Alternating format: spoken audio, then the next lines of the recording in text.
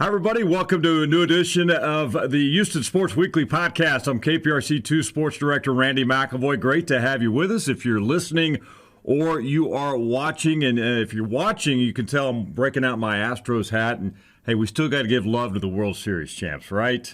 And, in fact, I'm taping this in the morning.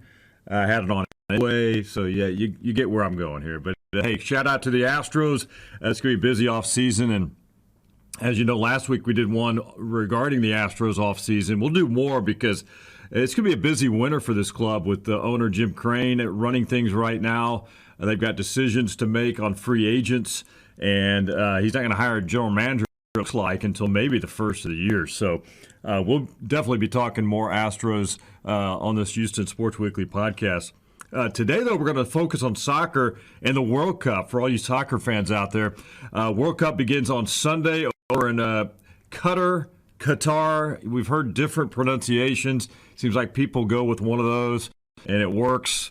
Anyway, it starts on Sunday. Team USA is actually going to debut Monday against Wales at 1 o'clock. Now, with the time difference, all the action is early morning till mid-afternoon, 3, 4 o'clock is what we're going to be seeing. It's great to have Team USA back in the World Cup field after missing. I mean, that was a wake-up call, right? You got to get your organization in order. You've got to make the World Cup field, so they are back in. They're not favorites by any stretch, but they're a decent club. They might be able to win a couple of games here, but really build towards 2026 when the World Cup comes to the United States. And, of course, Houston will be a host city. So today's focus is the World Cup, and a great conversation I had with Dynamo legend Brian Ching, of course, the owner now of Pitch 25 downtown, where all the soccer fans go, and really all sports fans, because they were packed during the World Series as well. But definitely soccer fans are going to pack Pitch 25, and he's got some big plans that he's going to get into, along with his take on being a host in 2026 and this year's Team USA squad as well. So let's listen in now to a conversation with Dynamo legend Brian Ching. Pleasure to be joined by Houston Dynamo legend. You know him well, Brian Ching. Good to see you, man. Thanks for having me. Hey, it's World Cup time right now, and it's underway. It began Sunday over in Qatar. It's going to go on for 23 days, I believe. Yes.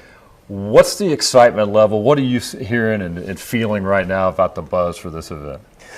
You know, it's kind of a weird feeling just because it's not in the summertime like it normally is, and it's being in Qatar. But, having said that, I think people are super excited to get in because the U.S. has made it this time around, right? We missed it last time around. So really looking forward to seeing them. They're going to be one of the youngest teams in the tournament, but I think the way they've been kind of building themselves, they're really playing as a team and kind of getting back to what made the U.S. successful before, fighting for one another and really playing as a team. So I'm looking for big things from them. Missing out on a World Cup is a big deal. What did that do, do you think, to jumpstart USA soccer to get back where they need to be? Well, I think it was just kind of a slap in the face, for all the players and all the fans. I mean, I think, all the former guys were extremely disappointed, mad about it almost. And, it was big news. And I think now that soccer is growing and the MLS, you can see with every new franchise that comes in, the excitement is just building and building and building. And I think that's going to continue to build to 2026 when we host, the World Cup in the United States. And so, I'm excited. I can't say enough. Obviously, near Pitch 25, we're going to be hosting a large watch party. Right. We're shutting down the parking lot across the street, putting up a big screen, putting in a bunch of container bars. So we're expecting the crowds to come out and the people of Houston, obviously, to support the World Cup. I mean, they come out and support their favorite team, and I know at Pitch 25, I mean, you're expecting big crowds there. But it's a landing spot for fans to come cheer on their team.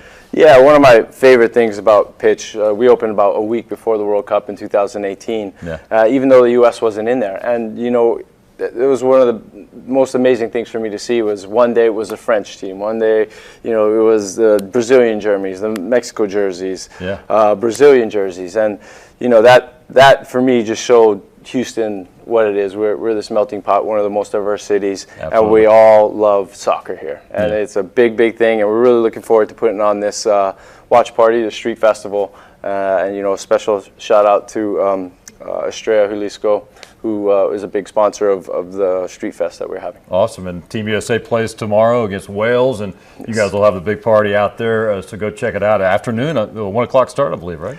Yes, definitely a 1 o'clock start, so come on out, come early. I think it's going to be really, really packed, and it's going to be a very festive atmosphere. I want to ask you, you've worn the uniform for the United States. Walk us through what it means on the World Cup level when you had that opportunity that people dream about. What was that like? So, one of my greatest moments as a soccer player was just singing the national anthem at the World Cup. And for just that moment, just reflected, I was like, wow, came a long way from a small, tiny rock in the middle of the Pacific to be one of 23 guys representing your country in the world's biggest sporting event. And so, it's a dream of every soccer player growing up to actually represent your country and put it on. So when you're finally there, I definitely got the chills. And like I said, I didn't even set foot on the field, but it was one of those moments that was very impactful for me. Yeah, you were there representing, man. That's what it's all about. For those that don't understand this event, because in 4 years it's coming here, and it's been described as, every game's going to be like a Super Bowl for this city and all that goes with that. Would you agree with that on just what fans that haven't experienced that, what can they look forward to? Yeah, I think each game is bigger than a Super Bowl. We have more eyes on this event, and for me, when I was in Germany with the team, you got to kind of walk around the streets and you just see the whole world kind of converges in on the different cities, and everybody's there just to celebrate the sport, have fun, cheer their team on, and it's such a great atmosphere that I'm so happy that people without the means are going to be able to experience that when the World Cup comes to the United States.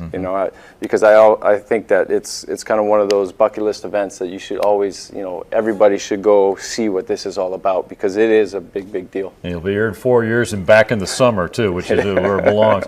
Hey, last question before we wrap it up. When you're looking at this year's field, are there obvious favorites that people need to look out for? Who stands out to you?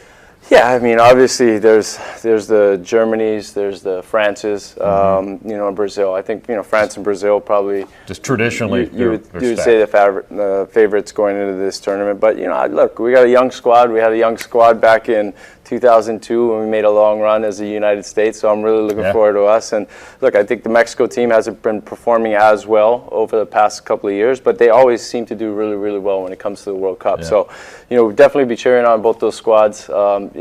Underdogs, obviously, to kind of go and win it all, probably not going to happen. But I would probably say, if I had to put my money on France or Brazil. Okay, we'll keep an eye on it. World Cup off and running. And again, if you want to go check out all the action, Pitch 25, your place downtown, it is the place to go to for all things soccer, all things sports, really, but a lot of soccer fans, and the Street Fest is ramping up. It's going to be a lot of fun at Pitch 25. Yeah. Awesome. Brian, good to see you, man.